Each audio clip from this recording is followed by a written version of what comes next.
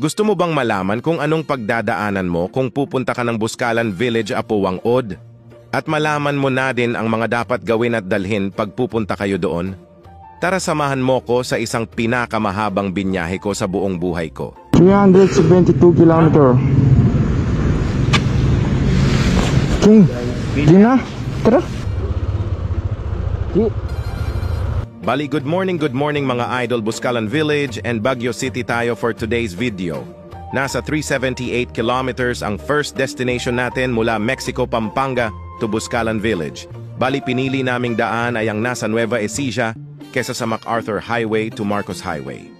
Para naman hindi lang iisa yung view na makikita namin at parang mini loop na din siya mga idol. Pagkatapos naming maka 50 kilometers, ay nag-coffee break muna kami pampagising dahil wala pa kaming mga tulog at 12 AM ang aming naging take-off.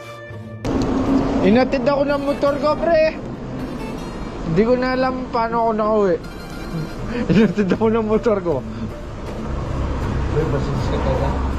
Bumiga ako, nasidya ako. Loko, iniyayayaan pa nga ako eh. Cellphone nyo.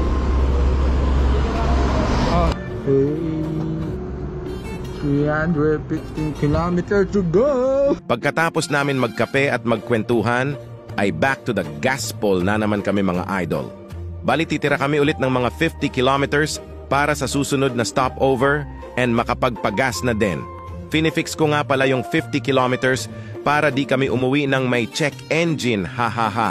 Down, Tarlac City. 266 km to go. At ayan na nga pangalawang stopover na namin magpapahinga muna ng konti at magpapagas muna kami at isa-isa kaming tinawag ng kalikasan. Diyan na, Demlo. Doon, wala yun eh. Lilublangan kayo mata ko rin mo. At nang makaraos, na kami ay agad na din kaming tumuloy sa aming biyahe. At nagsisimula na rin kaming makaramdam ng kakaibang lamig. Sa sobrang dilim, di ko napansin na paakyat na pala kami sa mga bundok. Makikita nyo sa Google Map ng aking cellphone ang parang bitukang daan. At ayun na nga, dahil sa sobrang lamig, napilitan kaming mag-stop over at magpainit sa kape kahit nakakailang kilometro pa lang kami. Karulay, gano'n! Ayan kape, oh. Mag-beep na ako, Yok. Ay, wala! Mamasukin ngayon. Yun na? Okay kayo. Ano ba? Ate kang hangover mo lang ako yan. Titi ni Magellan.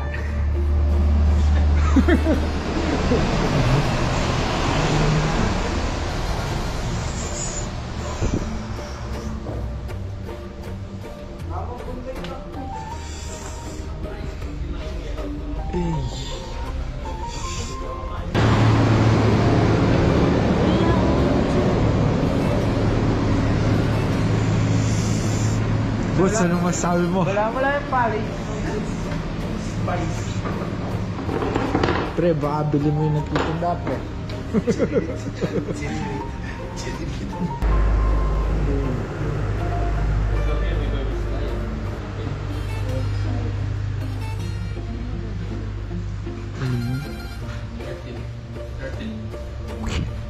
Pagkatapos naming makapagpainit ng konti sa kape mga idol, ay bumalik na ulit kami sa biyahe dahil sobrang layo pa namin. Medyo bumabagal na ang aming takbo sa kadahilanan. Napakalamig talaga ng daan, sabayan mo pa ng traffic galing sa mga bus, van at saka truck. Ang hirap overtake dahil laging pabangking ang daan. Puro blind spot tsaka mas pinipili naming maging maingat sa daan, mga idol. Makalipas ang mga ilang oras ay nagbubukang liwayway na at ito na papunta na kami sa pinaka-exciting part dahil makikita na namin ang daan at tsaka mga ibang tanawin.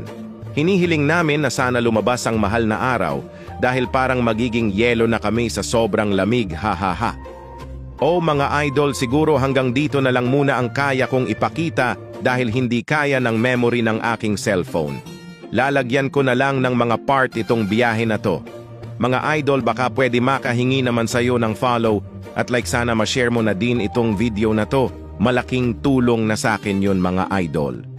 Muli maraming salamat sa mga nanood. Stay tuned mga idol. Gaisuuki Orewanaru.